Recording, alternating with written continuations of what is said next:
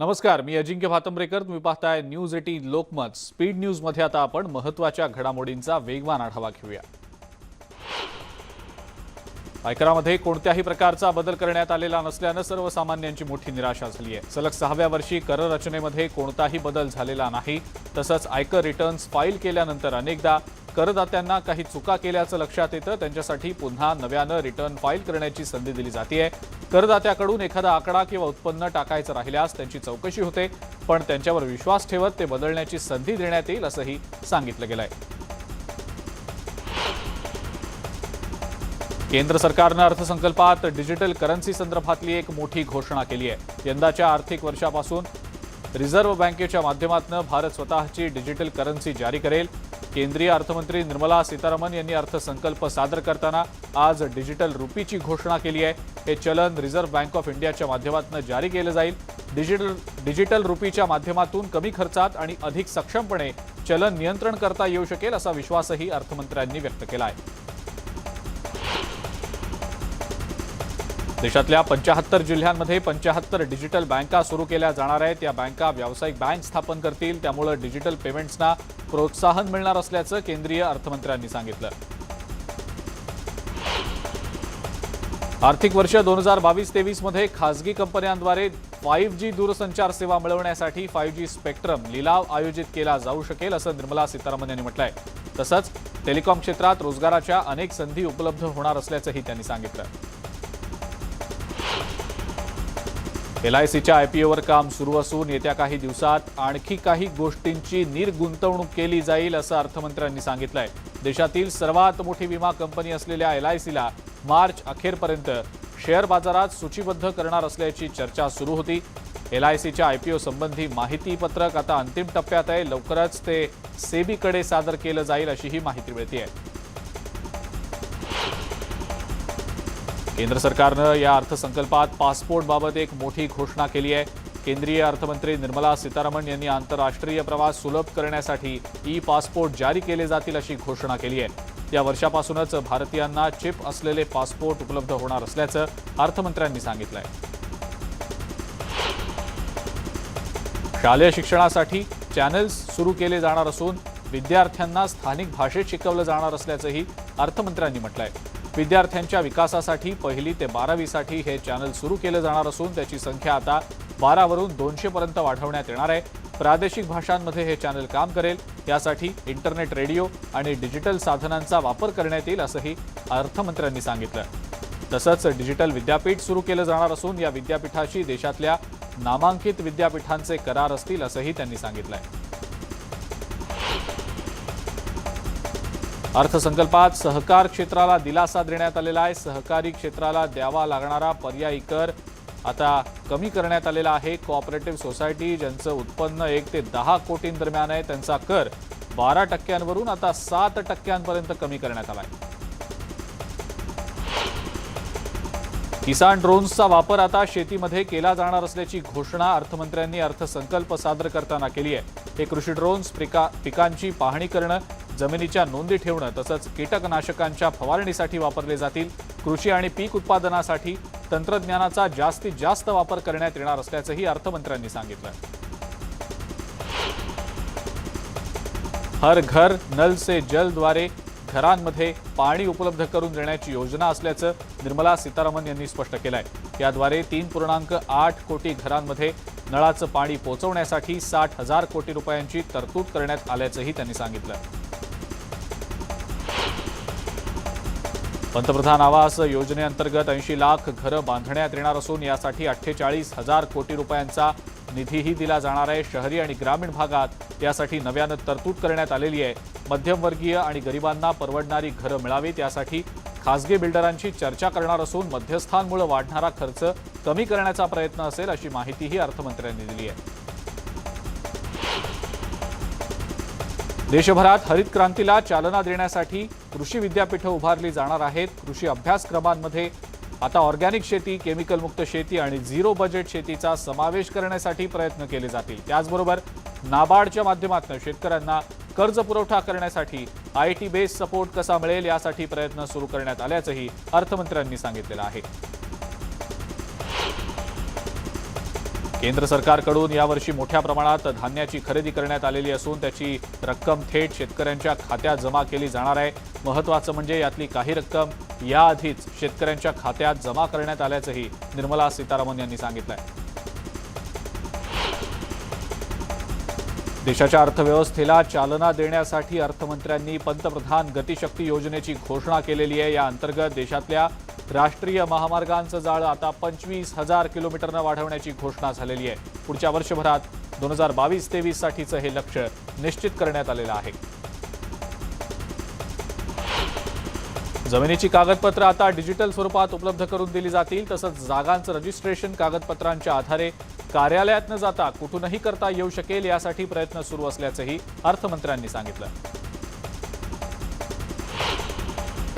देशातील मागास जिल्ह्यांच्या विकासासाठी काम करण्यात येणार असून 112 जिल्ह्यांच्या सर्वांगीण विकासासाठी प्रयत्न करण्यात येणार आहेत। या जिल्ह्यातल्या तालुक्यांच्या विकासासाठी गावांना रस्त्यानं जोडण्यासाठी विलेज इन्फ्रास्ट्रक्चर योजना आणण्यात आलेली आहे। यासाठी सध्याच्या योजनांचं एकत्रीकरण केलं जाईल, असं अर्थमंत्र्यांनी सांगितलंय।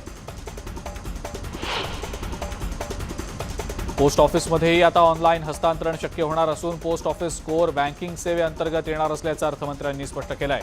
75 जिल्ह्यांमध्ये डिजिटल बँकिंग सुरू करण्यात येणार असून या वर्षापासूनच पोस्ट ऑफिसमध्ये डिजिटल बँकिंगवर काम केलं जाईल। पोस्ट ऑफिसमध्ये एटीएम सुविधा देखील उपलब्ध होणार असल्याचं त्यांनी सांगितलंय।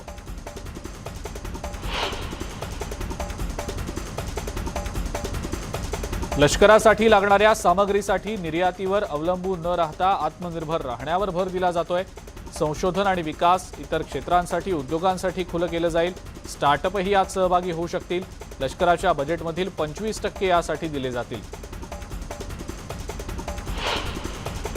अर्थसंकल्पात सौर ऊर्जा निर्मितीसाठी 19,500 कोटींची तरतूद करण्यात आलेली असून देशामध्ये इलेक्ट्रिक वाहनांसाठी नवीन चार्जिंग स्टेशन्स बसवण्यात येणार आहेत। देशात सौर ऊर्जेसाठी सौर पॅनल आधारित ऊर्जा प्रकल्प विकसित करण्यावर भर दिला जाईल, असंही अर्थमंत्र्यांनी सांगितलं।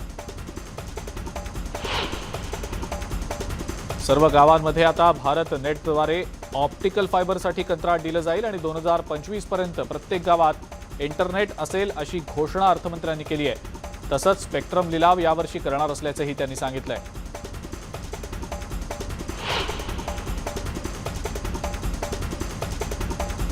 सरकार भांडवली खर्च 10.68 लाख कोटी करणार असल्याची घोषणाही अर्थमंत्र्यांनी केलेली आहे। भांडवली गुंतवणुकीमध्ये 35.4% वाढ करण्याचा निर्णय घेतला गेल्याचं निर्मला सीतारामन यांनी सांगितलं। देशातील सर्व मंत्रालयांमध्येही आता पारदर्शक खरेदी व्यवहारांसाठी ई-बिल यंत्रणा सुरू करणार असल्याचं अर्थमंत्र्यांनी अर्थसंकल्पात स्पष्ट केलं आहे। राज्यांच्या अर्थव्यवस्थेसाठी 1 लाख कोटींच्या पॅकेजची घोषणा करण्यात आलेली आहे। राज्यांच्या भांडवली गुंतवणुकीसाठी केंद्र सरकार सहकार्य करणार असून मुख्यमंत्री आणि अर्थमंत्र्यांच्या बैठकीत भांडवली गुंतवणुकीची मर्यादा वाढवण्याची मागणी राज्यांकडून करण्यात आली। गतिशक्ती योजना ग्रामीण विकासासाठी निधीची तरतूद करण्यात आलेली आहे। जीएसटीच्या रचनेमध्ये अनेक बदल झाले असून एक कराचं स्वप्न पूर्ण झालंय। कोरोना काळ असून सुद्धा महसूल वाढताना दिसतोय। जानेवारी 2022 मध्ये 1,40,986 कोटी रुपयांचं जीएसटी संकलन झालंय, जे आतापर्यंतचं सर्वाधिक आहे। कोरोना काळ असताना सुद्धा अर्थव्यवस्थेचं पुनरुज्जीवन करण्यासाठी केलेल्या प्रयत्नांना यश आल्यानंच हे शक्य झाल्याचं अर्थमंत्र्यांनी म्हटलंय। हिरे आणि रत्न यांच्यावरचं शुल्क आता 5% कमी करण्यात येणार आहे। कट आणि पॉलिश केलेले हिरे रत्न यांच्यावरचं आयात शुल्क 5% कमी करणार असल्याचं अर्थमंत्री निर्मला सीतारामन यांनी म्हटलंय। दिव्यांगांच्या पालकांना टॅक्समध्ये विशेष सूट मिळणार आहे, तर पेन्शनधारकांनाही पेन्शनमधल्या करांमध्ये विशेष सूट मिळणार असल्याचं अर्थमंत्र्यांनी अर्थसंकल्पामध्ये सांगितलेलं आहे। 5 नदीजोड प्रकल्पांची ब्लूप्रिंट तयार करण्यात आलेली आहे। जलसिंचन योजनेच्या माध्यमातून 9.62 लाख हेक्टर जमीन ओलिताखाली आणण्यात येईल। अर्थमंत्र्यांनी यंदाच्या अर्थसंकल्पात ही एक महत्त्वाची आणि मोठी घोषणा केलेली आहे। क्रिप्टोच्या उत्पन्नावर आता 30% कर लागेल, तर क्रिप्टोकरन्सी ही देशात अधिकृत करण्यात आल्याची माहिती सुद्धा अर्थमंत्री निर्मला सीतारामन यांनी दिलेली आहे। देशामध्ये सिंचन आणि पिण्याच्या पाण्याच्या योजनांवर काम सुरू आहे. गंगेच्या काठावर राहणाऱ्या शेतकऱ्यांना मदत केली जाणार असल्याचं अर्थमंत्री निर्मला सीतारामन यांनी सांगितलं. सिंचन आणि पिण्याचं पाणी वाढवण्यावर भर देण्यात येणार आहे. जल योजनेसाठी 60,000 कोटींची तरतूद करण्यात आलेली आहे.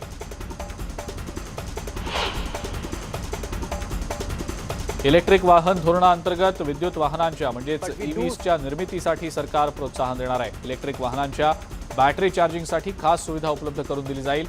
इलेक्ट्रिक बॅटरी बदल योजना सुद्धा आता सुरू करण्यात येणार आहे.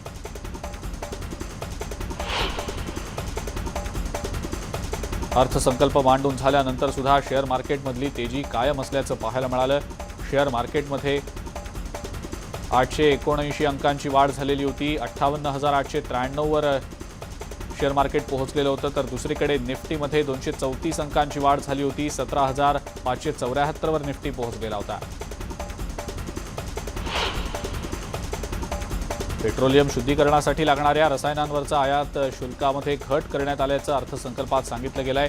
इंधन स्वस्त करण्याचा प्रयत्न करणार असल्याचंही अर्थमंत्र्यांनी सांगितलंय. तेल कंपन्यांनी व्यावसायिक गॅस सिलेंडरच्या दरामध्ये आता मोठी कपात केली आहे. तेल कंपन्यांनी 19 किलोच्या व्यावसायिक गॅस सिलेंडरच्या किमतीत 91 रुपये 50 पैशांची कपात केली आहे. या कपातीमुळे आता दिल्लीतील व्यावसायिक गॅस सिलेंडर 1,907 रुपयांना मिळणार आहे. भाजपचे आमदार नितेश राणे यांचा जामीन अर्ज फेटाळला गेला आहे. संतोष परब हल्ला प्रकरणी सिंधुदुर्ग सत्र न्यायालयानं त्यांचा अर्ज फेटाळला आहे. त्यामुळे आता त्यांना कदाचित ताब्यात घेण्याची प्रक्रिया सुरू करण्यात येऊ शकेल अशी माहिती सूत्रांकडून मिळतेय. संतोष परब हल्ला प्रकरणी भाजपचे आमदार नितेश राणेंच्या पीएला पोलीस कोठडी सुनावण्यात आलेली आहे. राकेश परब सोमवारी कणकवली पोलीस ठाण्यात हजर झाला. त्यानंतर त्याला कणकवली कोर्टात हजर करण्यात आलं. यावेळेला कोर्टानं त्याला 4 फेब्रुवारीपर्यंत पोलीस कोठडी सुनावली आहे. राकेशच्या मोबाईलवरून नितेश राणे यांनी हल्लेखोरांना 36 फोन केले गेल्याचं बोललं जात आहे. अर्थमंत्री निर्मला सीतारामन यांनी दिव्यांगांच्या पालकांना या बजेटमधनं आयकरातनं सूट दिलेली असली तरीही दिव्यांगांसाठी बजेटमध्ये काहीशी कपात झाल्यानं दिव्यांगांसाठी काम करणारे अपंग विकास संस्थेचे किशोर बोरकर यांनी हे बजेट निराशाजनक असल्याची प्रतिक्रिया दिली आहे. गेल्या वर्षी दिव्यांगांसाठीच्या बजेटमध्ये 1300 कोटींची तरतूद होती. यावर्षी या बजेटमध्ये 150 कोटींची कपात करून आता हे बजेट कमी करण्यात आलेलं आहे. हा प्रकार म्हणजे दिव्यांगांच्या कॅटेगरी वाढून सुद्धा बजेटमध्ये वाढ होण्याची शक्यता असताना बजेट कमी करण्यात आल्याचं बोरकर यांनी म्हटलंय. अर्थसंकल्प सादर केल्यानंतर राज्याचे महसूल मंत्री बाळासाहेब थोरात यांनी केंद्र सरकारवर हल्लाबोल केला आहे. या बजेटमधनं मोदी सरकारनं आपल्या नेहमीच्या पद्धतीनं मोठमोठे आकडे फेकून भव्य दिव्य स्वप्न दाखवली आहेत अशी टीका थोरात यांनी केली आहे. तसंच निवडणुका डोळ्यासमोर ठेवून हा अर्थसंकल्प मांडण्यात आल्याचा टोलाही थोरात यांनी लगावला आहे. केंद्र सरकारचा अर्थसंकल्प हा फक्त जुमलेबाजी आहे. या बजेटमध्ये रोजगार कमी केलेला आहे. करात कोणतीही सूट नाही. शेतकऱ्यांसाठी कोणतीही मदत नाही. सरकार फक्त जुमलेबाजीमध्ये लागलेली आहे अशी टीका राष्ट्रवादी काँग्रेसचे नेते आणि मंत्री नवाब मलिक यांनी केलेली आहे. यंदाचं बजेट ही 25 वर्षांची ब्लू प्रिंट नाही तर ब्लॅक प्रिंट आहे अशी प्रतिक्रिया मदत आणि पुनर्वसन मंत्री विजय वडेट्टीवार यांनी दिलेली आहे. इतकंच नाही तर महाराष्ट्रात महाविकास आघाडीचं सरकार असल्यामुळं मुंबई आणि महाराष्ट्रावर केंद्रानं सूड उगवलाय अशी सुद्धा टीका त्यांनी केलेली आहे. ओबीसी आरक्षणाशिवाय निवडणूक न घेण्याच्या राज्य सरकारच्या निर्णयावर सही करायला राज्यपालांनी नकार दिलाय अशी माहिती छगन भुजबळ यांनी दिलेली आहे. विधिमंडळात एकमतानं विधेयक मंजूर होऊन सुद्धा राज्यपाल सही करायला नकार देत असल्याचं ते म्हणतायत. त्यामुळे आज पुन्हा एकदा राज्यपालांची भेट घेऊन त्यांना सही करण्याची विनंती करणार असल्याचंही भुजबळ यांनी स्पष्ट केलंय. बुलढाणा जिल्ह्यातल्या वडनेर भुलजी इथं प्राथमिक आरोग्य केंद्रात आरोग्य कर्मचाऱ्यांची कमतरता असल्यानं शिवसेना आक्रमक झालेली असून प्राथमिक आरोग्य केंद्राला टाळं ठोकून आंदोलन करण्यात आलंय. जोपर्यंत बदली सत्र थांबत नाही आणि 32 कर्मचारी वडनेर भुलजी इथल्या प्राथमिक केंद्रावर देत नाही तोपर्यंत केंद्र उघडू देणार नसल्याचं शिवसेनेनं आता म्हटलेलं आहे. वीज वितरण कंपनी मनमानी करत असल्याचा आरोप करत सटाणा तालुक्यातल्या अंबासनसह इतर भागातले शेतकरी रस्त्यावर उतरले होते। त्यांनी वीज कंपनीच्या कार्यालयावर मोर्चा काढत धरणं आंदोलन केलं। यावेळेला संतप्त शेतकऱ्यांनी जोरदार घोषणाबाजी करत सक्तीनं वीज बिल वसुली थांबवण्यात यावी, नादुरुस्त झालेले ट्रान्सफॉर्मर्स दुरुस्त करण्यात यावेत आणि सुरळीतपणे वीज पुरवठा व्हावा यासाठीची मागणी करत निवेदन देखील दिलेलं आहे। पीक विम्याच्या मागणीसाठी उस्मानाबादच्या मुरुममध्ये शेतकऱ्यांनी बांधावरच अन्नत्याग आंदोलन सुरू केलं आहे। या आंदोलनामध्ये अनेक शेतकरी सहभागी झालेत। आंदोलनाचा तिसरा दिवस आहे। शेतकऱ्यांना पीक विमा तत्काळ देण्याचे आदेश द्या असं निवेदन या शेतकऱ्यांनी पंतप्रधान मोदींना पाठवलेलं आहे। विम्याची रक्कम शेतकऱ्यांना मिळेपर्यंत आंदोलन सुरूच ठेवण्याचा निर्धार शेतकऱ्यांनी केला आहे। जळगाव जिल्ह्यातली महाविद्यालयं पुन्हा एकदा गजबजलेली आहेत। ऑनलाईन शिक्षणाच्या त्रासापासून सुटका झाली असून थेट वर्गात बसून पुन्हा शिकायला मिळणार असल्यानं विद्यार्थ्यांमध्ये सध्या आनंदाचं वातावरण आहे। सांगलीमध्ये आजपासून शाळा सुरू झाल्या। शाळा सुरू झाल्यानं पहिल्याच दिवशी विद्यार्थ्यांनी उपस्थित राहत चांगला प्रतिसाद दिला। ऑनलाईनपेक्षा ऑफलाईन शाळा सुरू ठेवाव्यात अशी मागणी आता विद्यार्थ्यांकडून देखील होतीये।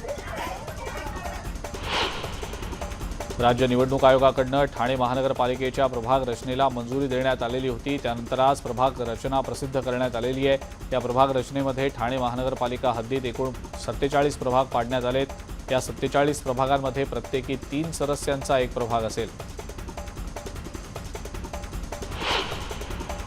अकोला महानगरपालिकेची प्रभाग रचना ही आज जाहीर झालेली आहे। प्रभाग रचनेबाबत नागरिकांना 14 फेब्रुवारीपर्यंत हरकती आणि सूचना दाखल करता येणार आहेत। अकोला शहरातल्या नगरसेवकांची संख्या आता 80 वरून 91 झालेली आहे। एका प्रभागातनं 3 नगरसेवक निवडून दिले जातील तर एक प्रभाग 4 सदस्यांचा असेल। त्यासाठी 30 प्रभागांची रचना करण्यात आलेली आहे। बीड पोलीस दलात पुन्हा एकदा कोरोनाचा शिरकाव झालाय। पोलीस अधीक्षक आर राजा यांच्यासह 9 अधिकारी आणि कर्मचारी बाधित झाल्यानं खळबळ माजलेली आहे। पोलीस दलातल्या सर्व कर्मचाऱ्यांना पहिला आणि दुसरा डोस दिला गेलेला आहे। बूस्टर डोस देणं सध्या सुरू आहे। मात्र बीड जिल्ह्यात कोरोनाचा वाढता संसर्ग लक्षात घेता जिल्हा पोलीस दलात सध्या 9 पोलीस अधिकारी कोरोना बाधित झाल्याचं समोर आलेलं आहे।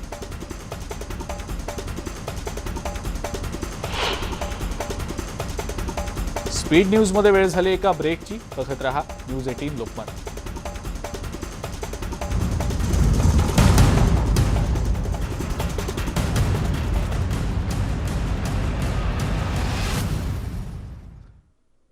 ब्रेकनंतर स्पीड न्यूजमध्ये आपण इतरही काही महत्त्वाच्या बातम्यांचा आढावा घेऊया। बीड शहरात माडा गृहनिर्माणच्या परीक्षेत विविध परीक्षा सुरू झाल्या। या परीक्षेमध्ये डमी उमेदवाराचा पर्दाफाश करण्यामध्ये बीड पोलिसांना यश आलंय।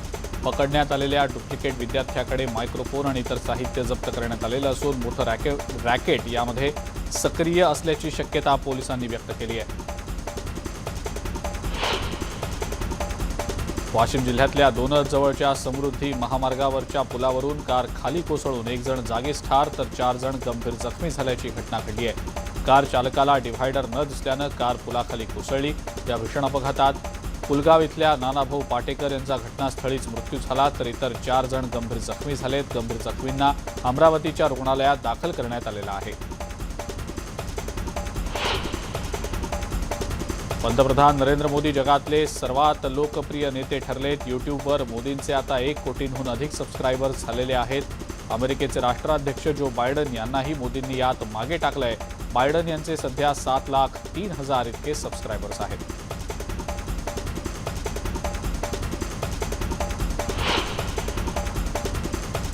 आणि या सगळ्या महत्त्वाच्या बातम्यांसोबतच स्पीड न्यूजमध्ये वेळ झाली आहे इथंच थांबण्याची। ताज्या बातम्या आणि अपडेटसाठी बघत राहा फक्त न्यूज 18 लोकमत।